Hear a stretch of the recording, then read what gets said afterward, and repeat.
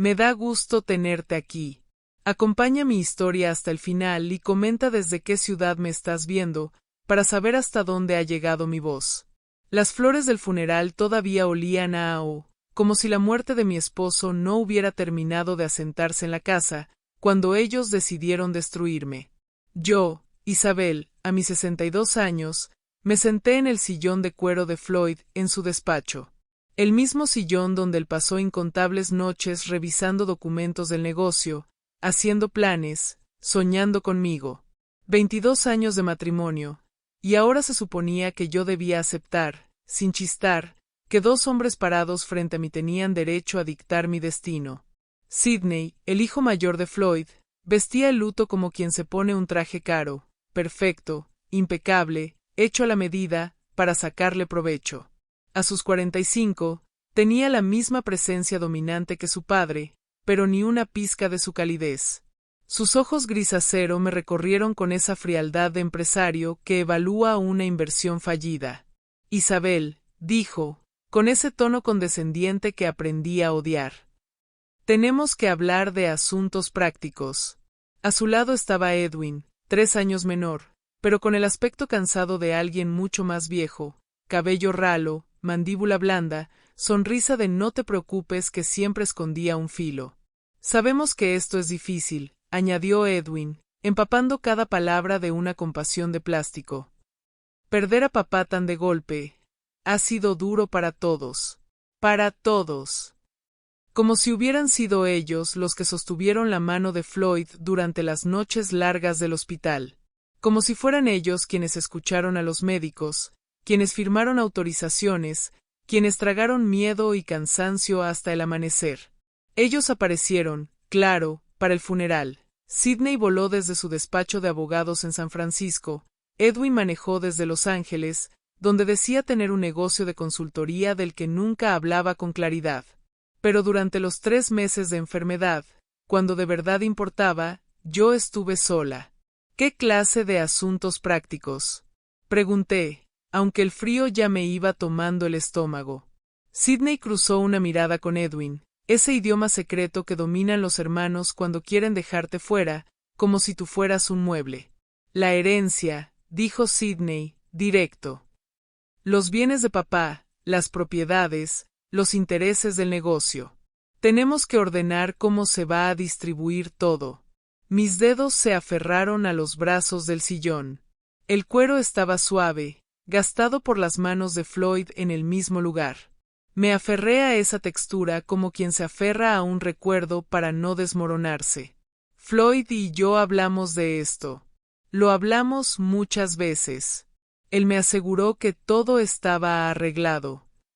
Bueno, sí, intervino Edwin, como si yo fuera lenta para entender. Papá hizo provisiones, pero quizá no te explicó toda la complejidad de la situación. Sidney sacó un folder manila de su portafolio y lo dejó sobre el escritorio de Floyd. Ese escritorio donde Floyd me daba un beso de despedida cada mañana. El folder se veía grueso, oficial, intimidante, como solo pueden serlo los papeles legales. El testamento es muy claro, continuó Sidney, abriéndolo con una precisión teatral. La casa de Sacramento, valuada en aproximadamente $850,000, pasa a Edwin y a mí, en copropiedad. La villa en Lake Tahoe, $750,000, también para nosotros. Los activos del negocio, cerca de $400,000, se distribuyen entre los dos. Cada cifra me golpeó como si fuera una mano en la cara.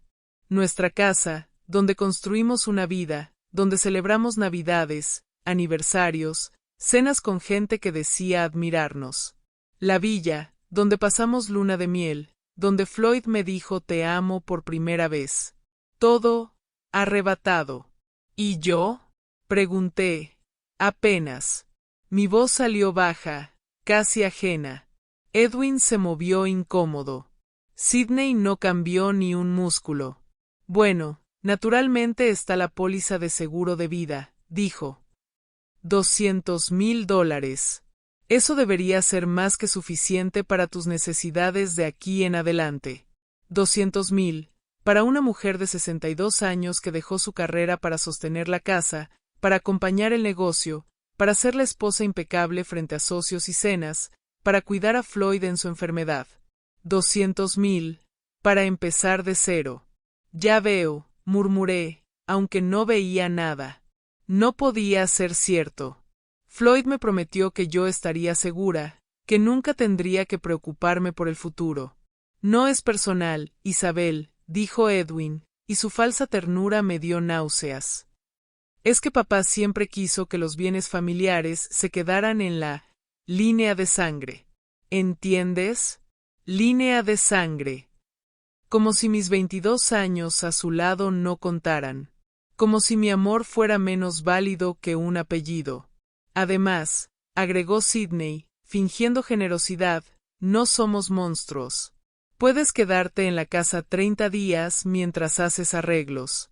Creemos que es justo. ¿Justo? ¿30 días para desenterrar una vida entera? Miré el despacho, la biblioteca con los libros antiguos de Floyd, la ventana hacia el jardín que planeamos juntos, y la foto en su escritorio. No era de Sidney ni de Edwin, sino de Floyd y yo el día de nuestra boda, riéndonos de algo que ya no podía recordar sin que me doliera. Hay una cosa más, dijo Sidney, y su tono me obligó a levantar la mirada. Sacó otro documento, más pequeño, y, por alguna razón, más siniestro.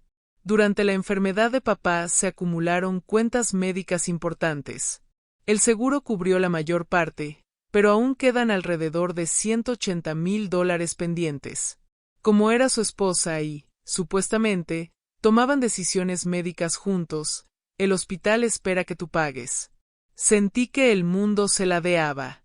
180,000 de deuda, con 200,000 del seguro. Me quedaría con $20,000 para reconstruir mi vida entera. Pero, ¿y la herencia? Intenté. No se paga con los bienes de él. Los bienes están en sucesión, interrumpió Edwin, suave, como quien le explica a un niño. Y según los términos del testamento, esas deudas se consideran aparte de las propiedades heredadas. Es desafortunado, pero así funciona legalmente. Los miré. 3 días antes me habían llamado mamá en el funeral. Sidney con su traje perfecto y ojos helados.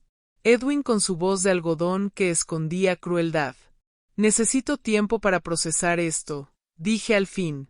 Por supuesto, respondió Sidney, levantándose. Tómate el tiempo que necesites. Pero recuerda, el reloj de los 30 días empieza mañana, y esas cuentas médicas, mientras más se quedan ahí, más se complica todo. Se fueron. Me dejaron sola en el despacho de Floyd, rodeada por los fantasmas de nuestra vida y el peso brutal de una realidad nueva. El silencio era ensordecedor. No hubo consuelo. No hubo un busquemos una solución. Solo reglas, plazos y amenazas vestidas de formalidad. Sin pensar, abrí el cajón pequeño del escritorio donde Floyd guardaba cosas personales. Entre recibos viejos y tarjetas, mis dedos tocaron algo inesperado, una llavecita de latón, antigua, gastada por el uso. Nunca la había visto. No encajaba en ninguna cerradura de la casa, pero Floyd la escondía en su lugar más privado. La sostuve contra la luz, y a través de la ventana, vi el auto de Edwin aún en el camino. Él y Sidney estaban junto a él, cabezas juntas, hablando animados. Estaban celebrando, dividiendo su victoria. Y ninguno volteó a ver la casa donde yo, la esposa de su padre, me quedaba con los pedazos. Pero entonces, algo raro nació dentro de mí. No era desesperación. No era derrota. Era otra cosa. Una semilla dura, silenciosa. Ellos creían que habían ganado. Y yo, con esa llave caliente en la mano, empecé a sospechar que la historia todavía no había dicho su última palabra. Esa noche casi no dormí. La casa crujía como si también estuviera despierta, consciente de que algo se había roto para siempre. La llave descansaba en mi buró, pequeña, silenciosa, pero imposible de ignorar. Floyd no dejaba nada al azar. Si había guardado esa llave, era porque habría algo importante. A la mañana siguiente fui a ver a Martin Morrison, el abogado que había manejado los asuntos legales de Floyd durante 15 años. Su oficina en el centro de Sacramento siempre me había parecido imponente, llena de vidrio, mármol y esa falsa tranquilidad que solo tienen los lugares donde se toman decisiones que cambian vidas. Martín se veía distinto, inquieto. Se quitaba los lentes, los limpiaba, los volvía a poner una y otra vez. Isabel, me dijo al fin, tengo que decírtelo con toda claridad. No debes aceptar esto. No así. Me senté frente a él, con la espalda recta, aunque por dentro todo me temblaba. Lo sé, respondí. Pero dime, ¿qué opciones reales tengo? Martín se inclinó hacia adelante. Podemos pelear el testamento. Hay inconsistencias, cambios de último momento. Incluso dudas sobre si Floyd estaba en pleno uso de sus facultades cuando lo firmó. Podemos retrasar la sucesión, obligar a Sidney y Edwin a negociar. ¿Cuánto tiempo tomaría eso? Pregunté.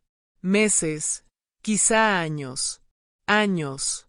Años viviendo con deudas, sin casa, sin estabilidad. Y mientras tanto, añadí. ¿Con qué vivo? ¿Cómo pago los 180,000 de las cuentas médicas? Martín apretó la mandíbula. Ellos están jugando sucio, admitió. Te están presionando para que firmes rápido. Lo miré fijamente. ¿Y si no peleo? Pregunté en voz baja. ¿Y si les doy todo lo que quieren? Martín parpadeó, sorprendido. ¿Perdón? Si firmo. Si renuncio a todo. ¿Cuánto tardaría? 1 o 2 semanas. Pero, Isabel, eso significa que pierdes cualquier derecho a reclamar después. Asentí despacio. Pelear me destruiría, dije. Aunque ganara. No tengo fuerzas para eso. No le dije lo de la llave. No le dije que algo dentro de mí estaba demasiado tranquilo, como si supiera algo que aún no podía explicar.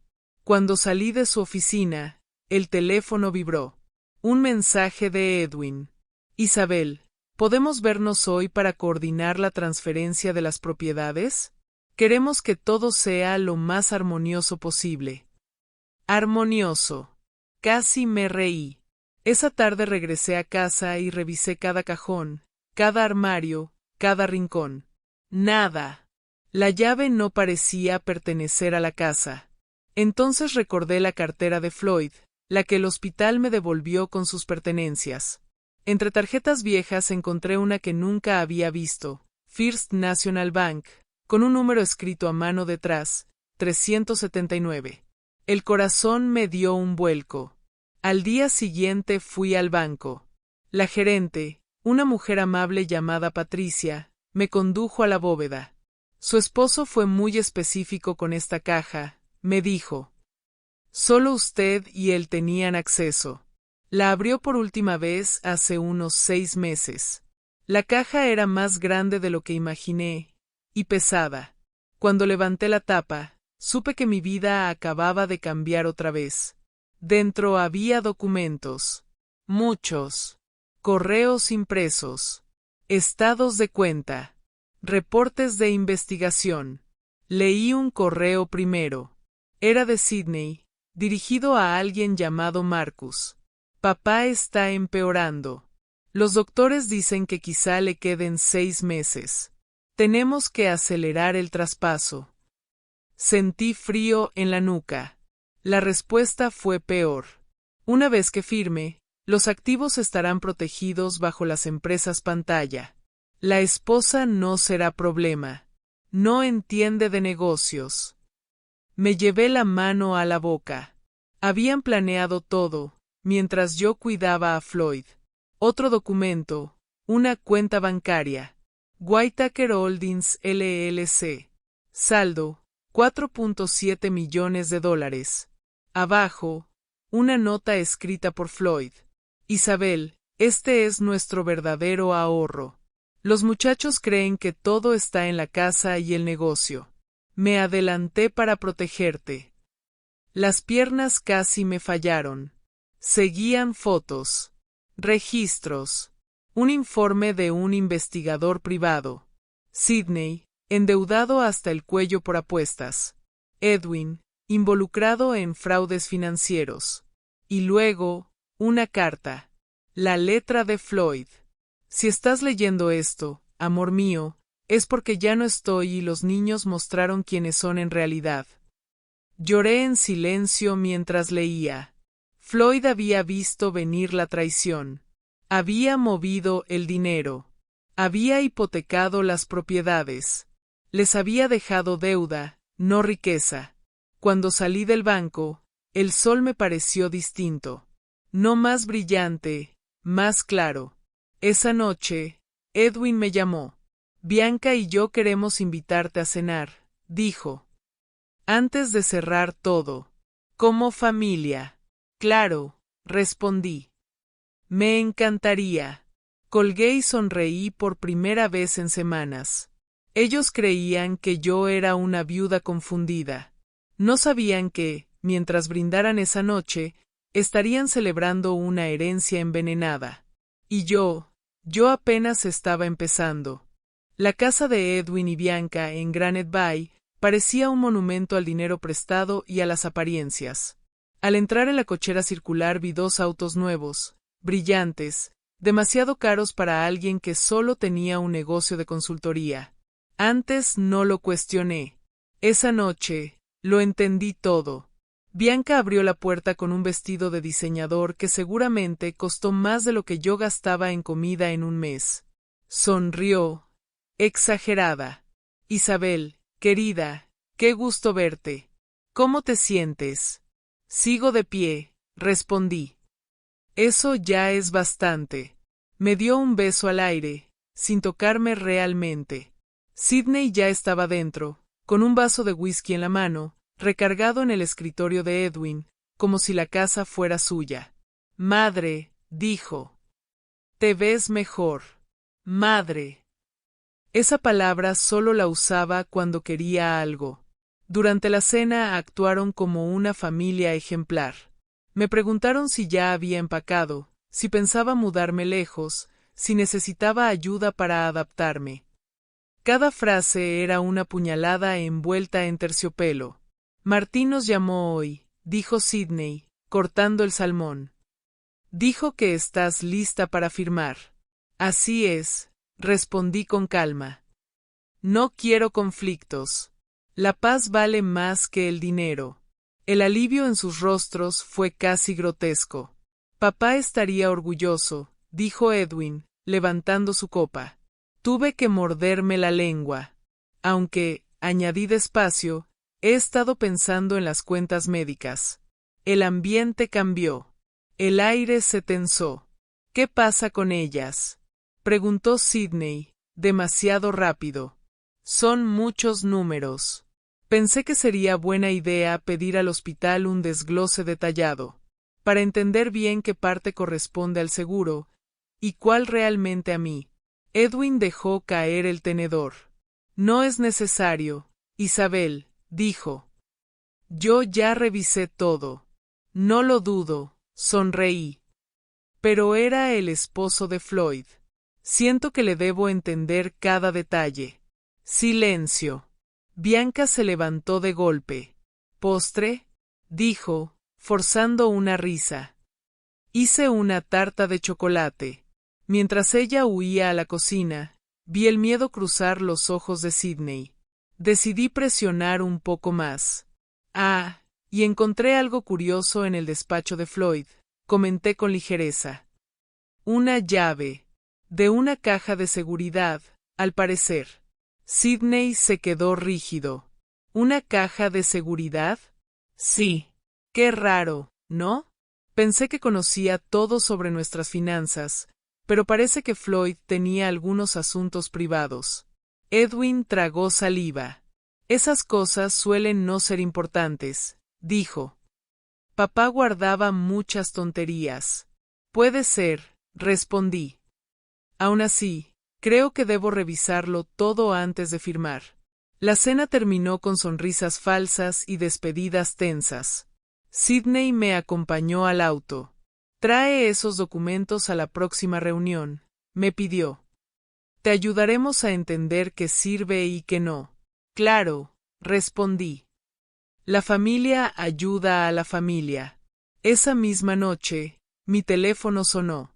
Señora Whitaker, dijo una voz tranquila.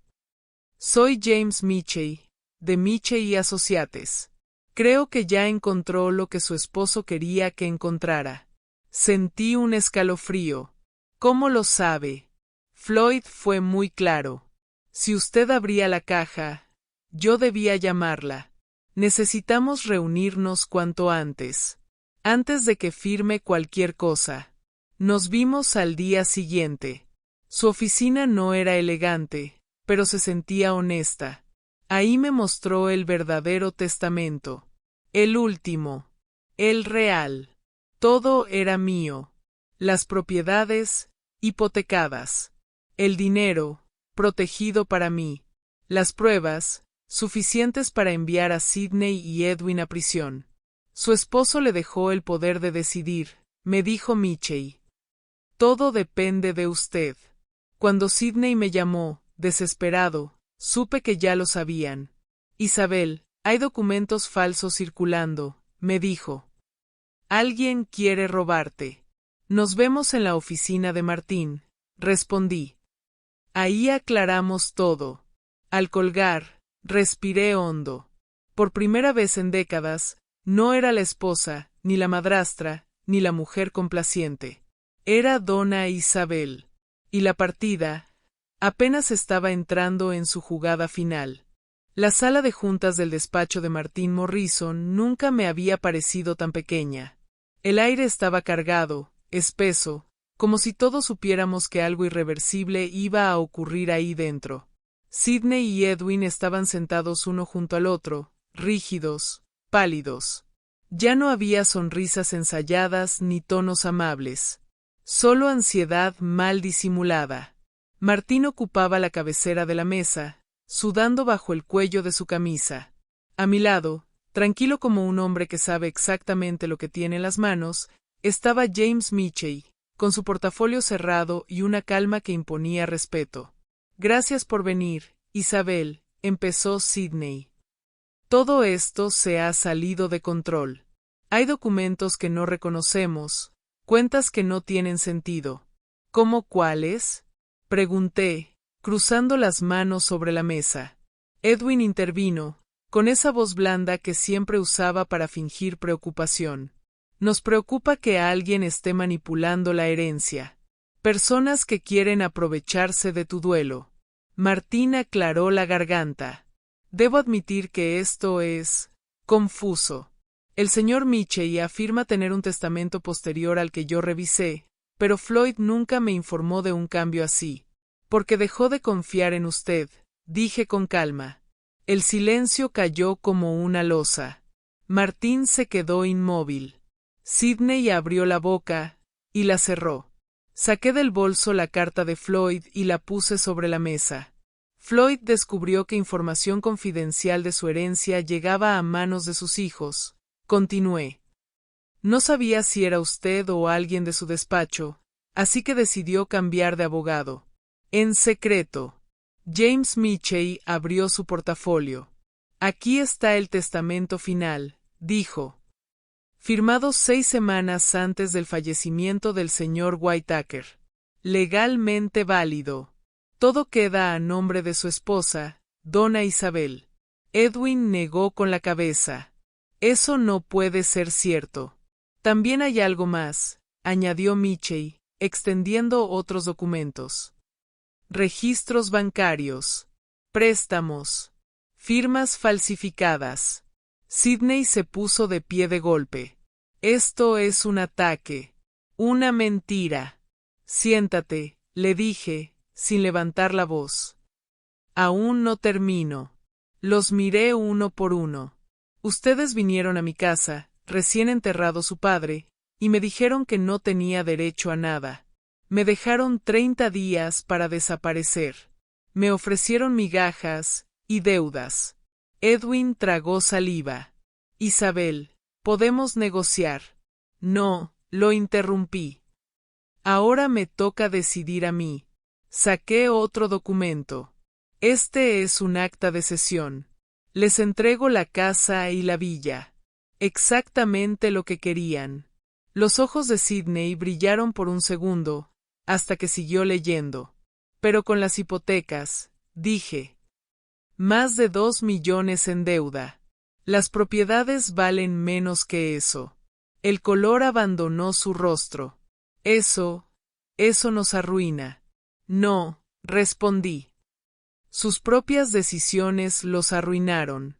James Mitchell cerró el golpe final.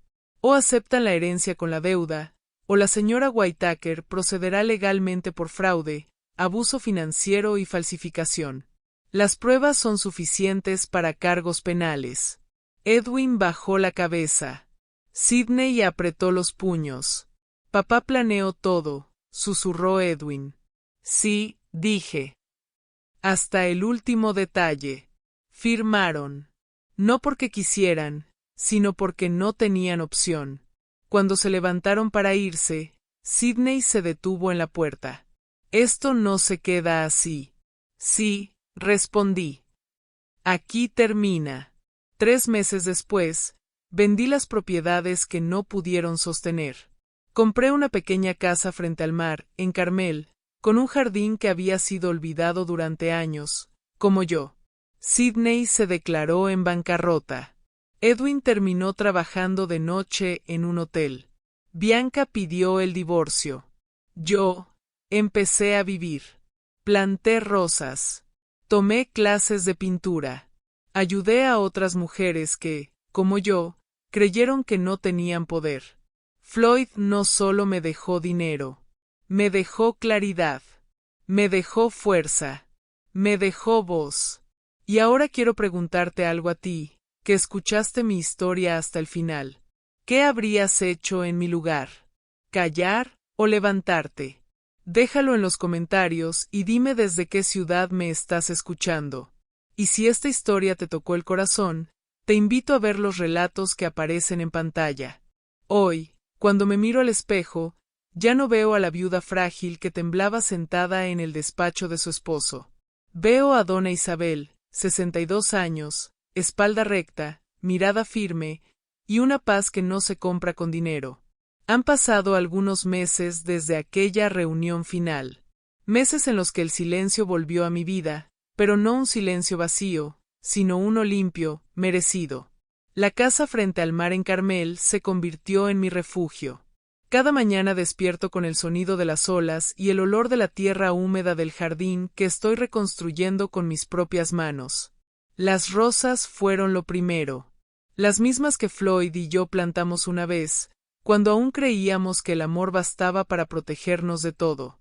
Mientras metía las manos en la tierra, entendí algo que antes no había querido aceptar. Yo siempre fui fuerte, solo que viví demasiado tiempo siendo pequeña para que otros se sintieran grandes.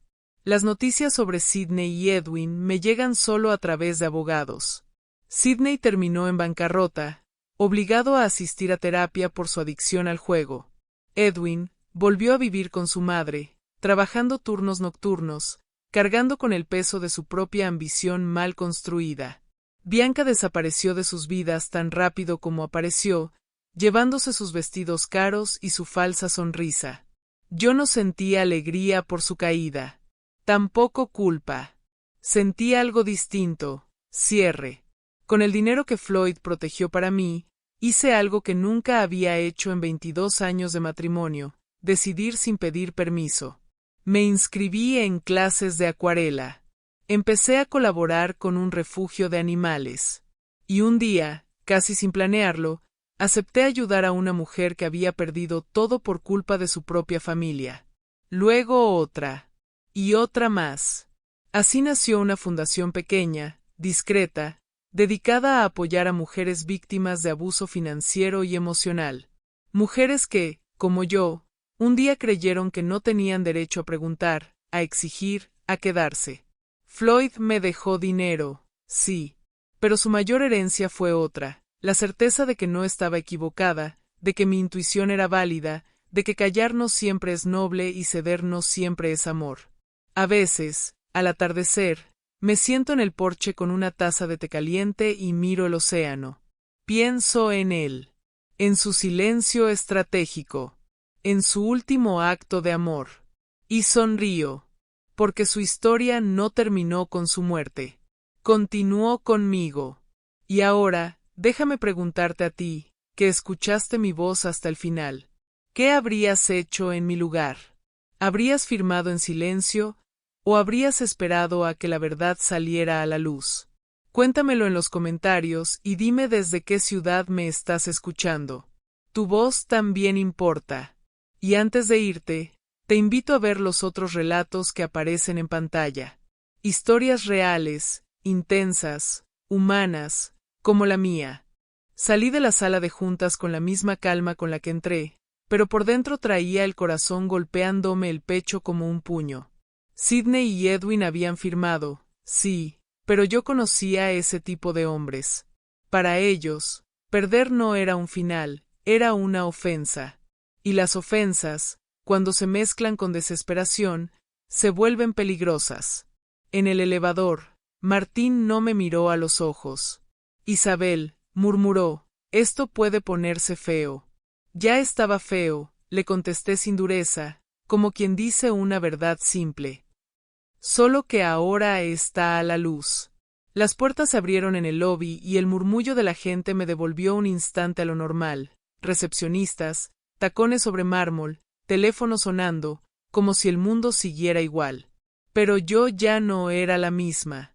James Mitchell caminó a mi lado hasta la salida. No se vaya sola a casa, me dijo, casi en susurro. No hoy. ¿Cree que se atrevan? Pregunté. Mitchell no respondió enseguida. Solo apretó los labios, esa clase de gesto que no confirma ni niega, pero te prepara. Cuando un hombre se queda sin dinero y sin orgullo, dijo al fin, a veces lo único que le queda es el impulso de culpar a alguien. Y usted es el blanco más cercano. El aire de la calle me pegó frío en la cara. Me subí al auto y, por primera vez desde que Floyd murió, revisé 2 veces el retrovisor antes de arrancar. A las pocas cuadras, lo vi. Un sedán gris, discreto, demasiado discreto. Se mantenía a distancia, pero no se perdía. Giré en una esquina, giró también. Me fui por una avenida, ahí seguía. No era paranoia, era realidad.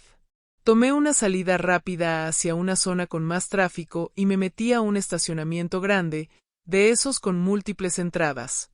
Me estacioné cerca de una columna, apagué el motor y esperé, respirando bajito. El sedán pasó despacio. Luego volvió a pasar. Mi estómago se apretó. Saqué el teléfono y marqué a Mitchell. Me están siguiendo, le dije, sin rodeos. ¿Puede ver quién es? No, pero tengo una idea. No confronte a nadie, ordenó. Quédese en un lugar público. Voy a llamarle a un oficial que conozco. Y, Isabel, si recibe llamadas, no conteste. Como si el universo se burlara de esa frase, mi teléfono vibró en ese mismo instante. Número desconocido. No contesté. Vibró otra vez. Y otra. Luego llegó un mensaje, corto, sin saludo. Tenemos que hablar. Hoy. No necesitaba firma. Esa exigencia era de Sidney. Era su manera de imponerse, de recordarte que él creía tener autoridad sobre ti. Me quedé mirando la pantalla hasta que llegó otro mensaje, esta vez de Edwin. Isabel, por favor. Esto se salió de las manos. Bianca está muy mal. No queremos problemas. Solo queremos arreglarlo entre familia. Familia. Otra vez esa palabra, usada como llave falsa para abrir una puerta que ya estaba cerrada. Un tercero llegó segundos después. Este sí me heló la sangre. Sabemos lo de la cuenta. Sabemos lo de Mitchell. No juegues con nosotros. la cuenta, la caja, el testamento real. No solo estaban asustados, estaban furiosos. Y lo peor, estaban informados. Sentí la garganta seca. Me obligué a respirar lento, 1, 2, 3, como cuando cuidaba a Floyd en el hospital y tenía que mantenerme firme aunque todo se estuviera derrumbando. Me llegó una llamada. Esta vez, sí apareció nombre, Sidney. No contesté. La llamada se cortó, y al instante entró un mensaje de voz. Lo vi aparecer como una sombra. No lo abrí todavía. No ahí. No con las manos temblándome. Mi mente trabajaba rápido. ¿Cómo se enteraron? ¿Quién les dijo? ¿Martín? ¿Alguien del banco? ¿Alguien del hospital? ¿O simplemente estaban desesperados y lanzando amenazas al aire para ver qué pegaba? Miré por el parabrisas. El sedán gris estaba detenido del otro lado del estacionamiento. No se acercaba, pero tampoco se iba, como un animal esperando a que su presa se canse. Y entonces, por primera vez, el miedo me tocó de verdad. No era el miedo a perder dinero. Era el miedo primitivo de una mujer sola, consciente de que hay hombres que, cuando ya no pueden ganar con papeles, intentan ganar con sombras. Mi teléfono vibró otra vez. Un mensaje nuevo. Esta vez, con una dirección. Ven a la casa. Tenemos tus cosas. Si no vienes, mañana te vas a arrepentir. Mis cosas. La frase me hizo pensar en mi casa, la de Sacramento, en mis álbumes, en las cartas, en las joyas de mi madre, en objetos que no valían millones, pero valían mi historia. Y entendí el juego. Querían jalarme de vuelta al terreno donde se sentían fuertes. Tragué saliva. No podía ir. No debía ir. Pero si no iba, ¿qué estaban dispuestos a hacer? El teléfono vibró con un último mensaje, el más venenoso de todos, porque venía disfrazado de confidencia. Isabel, tú no sabes todo lo que Floyd escondía. Si nos obligas, vas a descubrirlo de la peor manera. Me quedé inmóvil.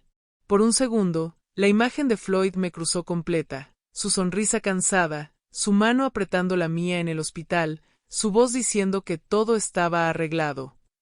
¿Todo, de verdad? Sentí un nudo en el pecho, no de duda, sino de intuición. Porque aquella amenaza sonaba a algo más que rabia. Sonaba a una puerta nueva abriéndose, una puerta que yo todavía no sabía si quería cruzar. Y mientras el sedán gris seguía ahí, paciente, yo entendí que la batalla legal había terminado, pero la batalla humana apenas estaba comenzando. Me quedé dentro del auto más tiempo del que hubiera querido admitir. El sedán gris seguía ahí, inmóvil, como si supiera que yo lo estaba observando. No encendí el motor. No bajé. Tampoco llamé a nadie más. A veces, el instinto pide silencio antes de acción.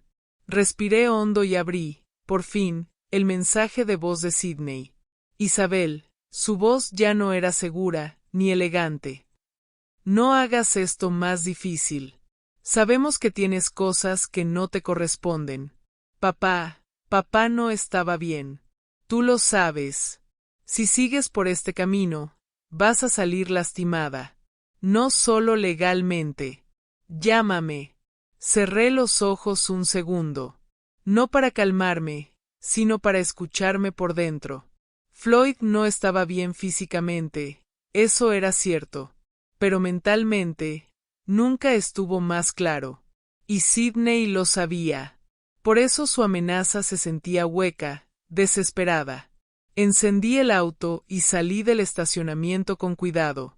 En cuanto tomé la avenida principal, el sedán se quedó atrás. No me siguió. Eso me inquietó más que si lo hubiera hecho. Llegué a casa ya entrada la noche. No encendí todas las luces. Solo las necesarias. Cerré con llave. Corrí las cortinas. Me moví despacio, como si la casa pudiera delatarme con un crujido. El teléfono volvió a vibrar. Mensaje de Edwin. Isabel, por favor. Esto se está saliendo de control. Sydney no está bien. Yo tampoco. Ven mañana. Solo para hablar. Leí el mensaje 2 veces. Edwin siempre había sido el débil. El que seguía. El que se escondía detrás de otros. Y los hombres así, cuando pierden su sostén, se quiebran o se vuelven impredecibles. Respondí con una sola línea. No habrá reuniones privadas. Todo por abogados. La respuesta no tardó. Entonces no te quejes de lo que pase. Apagué el teléfono. Esa noche dormí poco. Soñé con puertas que no cerraban, con cajones abiertos, con papeles que se quemaban solos. Soñé con Floyd mirándome sin hablar, como si quisiera decirme algo más, algo que todavía no había descubierto. A la mañana siguiente, James Mitchell me llamó temprano. Tenemos un problema, dijo. Alguien intentó acceder a la cuenta de Whitaker Holdings anoche. Me incorporé de golpe. ¿Lo lograron? No. Pero fue un intento serio. Desde 2 ubicaciones distintas. Sydney y Edwin. No podemos probarlo todavía. Pero si sabemos una cosa, están buscando algo más que dinero. Me quedé callada. ¿Qué más podría haber? Pregunté al fin. Mitchell dudó un segundo. Floyd dejó capas, Isabel.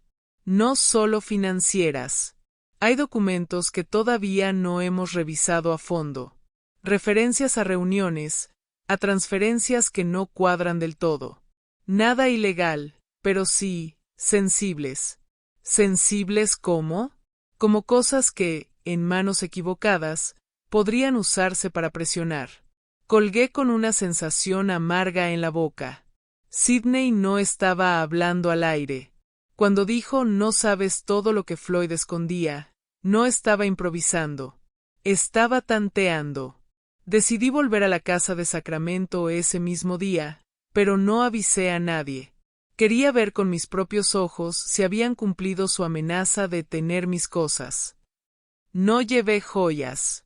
No llevé documentos. Solo llaves y decisión.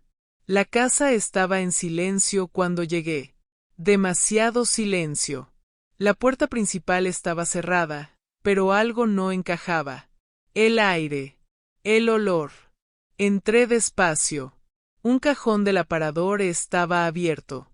Otro también. No habían robado nada de valor. No buscaban dinero. Buscaban información. Subí al despacho de Floyd.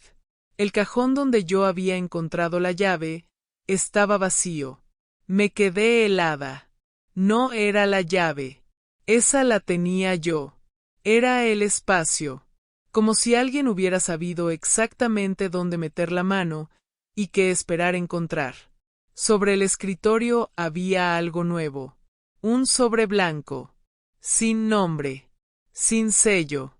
Lo abrí con cuidado. Dentro había una sola hoja. Una copia.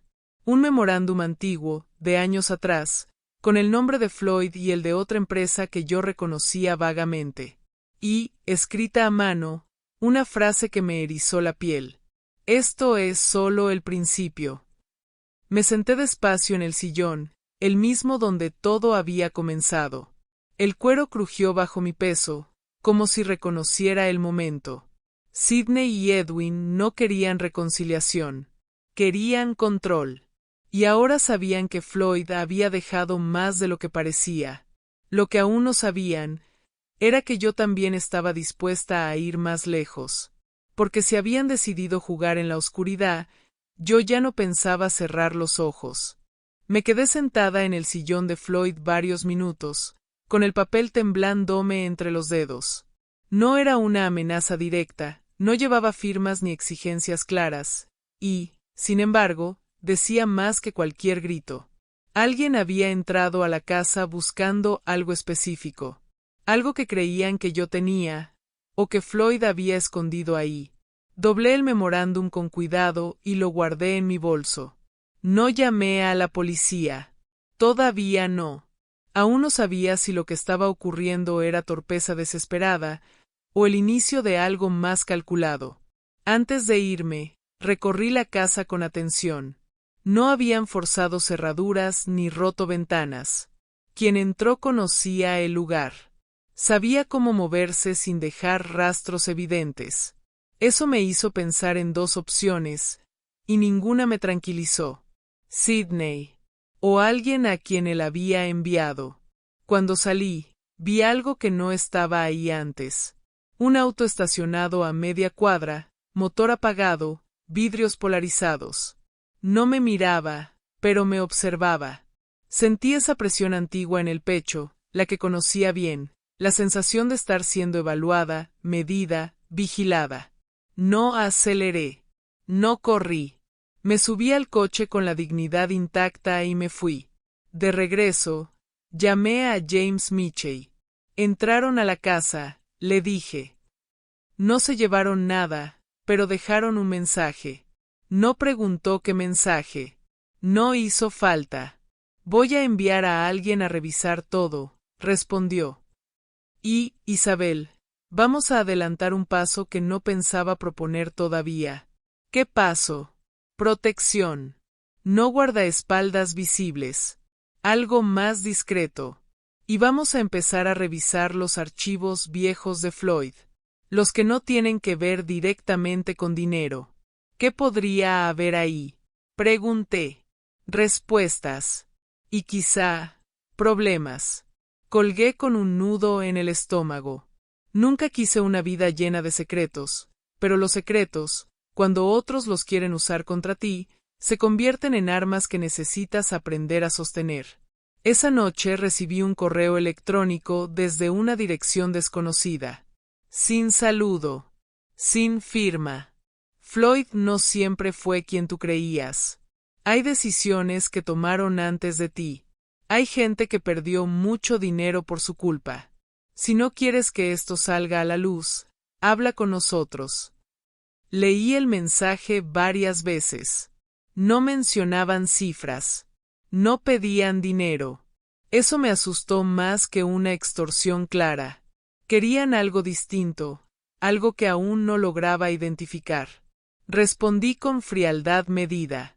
Cualquier comunicación deberá hacerse por medio de mis abogados. La respuesta llegó casi de inmediato. Los abogados no saben nada de eso. Cerré la computadora. Por primera vez desde la muerte de Floyd, sentí que mi imagen de él se resquebrajaba un poco. No su amor. No su intención de protegerme. Pero sí su pasado. ¿Qué había hecho Floyd antes de mí? ¿A quién había dejado atrás? ¿Y por qué ahora yo era el punto de presión? A la mañana siguiente, Michey me citó en su oficina con urgencia. Sobre su escritorio había cajas, archivos, carpetas amarillas con fechas antiguas. Encontramos algo, dijo. No es ilegal, pero es delicado. Me pasó un documento. Era un acuerdo privado, de hacía más de 30 años. Antes de mí. Antes incluso de que Floyd construyera el imperio que todos creían conocer. Un acuerdo de salida. Dinero pagado. Silencio comprado. ¿A quién? Pregunté. Michey levantó la mirada. A un socio que desapareció. Oficialmente. Pero hay indicios de que nunca se fue del todo. Sentí un escalofrío. ¿Y Sydney y Edwin saben esto? No todo, respondió. Pero alguien les está susurrando lo suficiente como para asustarlos y usarlos. Me recargué en la silla. De pronto, todo encajaba, el pánico, las amenazas veladas, la insistencia en lo que Floyd escondía. Esto ya no era solo una herencia familiar. Era una historia vieja, que había decidido despertar. Y yo, sin buscarlo, estaba en medio de ella. Levanté la mirada. James, dije, necesito saber algo con absoluta certeza. Dígame, si sigo adelante, ¿esto va a ponerse peor? Michey no esquivó la pregunta. Sí. Asentí despacio. Entonces sigamos. Porque ya no se trataba solo de proteger lo que Floyd me dejó. Se trataba de proteger la verdad, incluso si dolía. Y mientras salía de su oficina, entendí que el verdadero enemigo quizá no eran Sidney y Edwin, sino alguien que llevaba décadas esperando el momento perfecto para volver. Y ese momento acababa de llegar. El día que entendí toda la verdad no hubo gritos, ni persecuciones, ni una escena digna de película. Fue algo mucho más silencioso, y por eso mismo, más definitivo. James Michey me llamó temprano esa mañana. Ya apareció, dijo. No pregunté quién. Lo supe. El socio del pasado de Floyd. El nombre que llevaba décadas enterrado bajo acuerdos privados y silencios comprados. Un hombre que no buscaba dinero, porque ya lo había tenido, sino relevancia, control, una última oportunidad de cobrar una deuda que no era económica, sino de orgullo. Había sido él quien contactó a Sidney, el quien alimentó sus miedos, el quien le susurró que Floyd escondía cosas. Usó su desesperación como una llave, igual que ellos intentaron usarme a mí, pero cometieron el mismo error. Creyeron que yo seguiría siendo invisible. Los documentos eran claros. Nada ilegal. Nada criminal. Solo decisiones duras, tomadas por un hombre que aprendió temprano que el mundo de los negocios no perdona la ingenuidad. Floyd no había destruido a nadie. Había salido. Había pagado. Había seguido adelante. Y luego, había vivido. ¿Qué quiere ahora? Pregunté. Forzar un acuerdo nuevo, respondió Michey. Cree que usted es el eslabón débil. Sonreí. No por arrogancia. Por claridad. Entonces dígale algo de mi parte. Michey alzó una ceja. Dígale que no heredo los miedos de mi esposo, pero sí su determinación.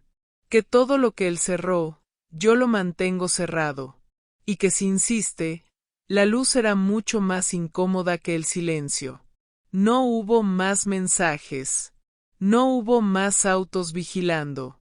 No hubo más intentos de acceso a cuentas.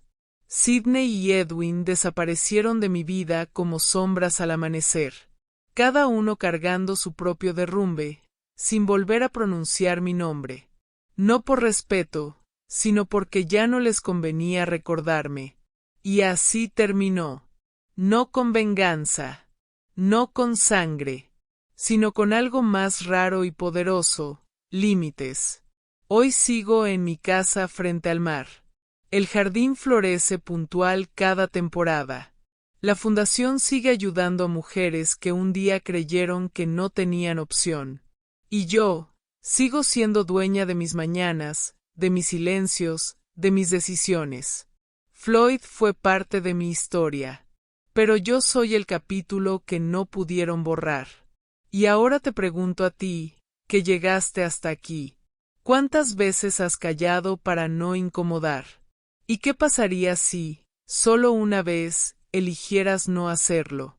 Cuéntamelo en los comentarios y dime desde qué ciudad me estás escuchando. Tu voz importa más de lo que crees. Y antes de irte, mira los otros relatos que aparecen en pantalla. Cada uno guarda una verdad que merece ser contada. Relatos de Donna Isabel, donde las historias no terminan en silencio. Terminan en conciencia.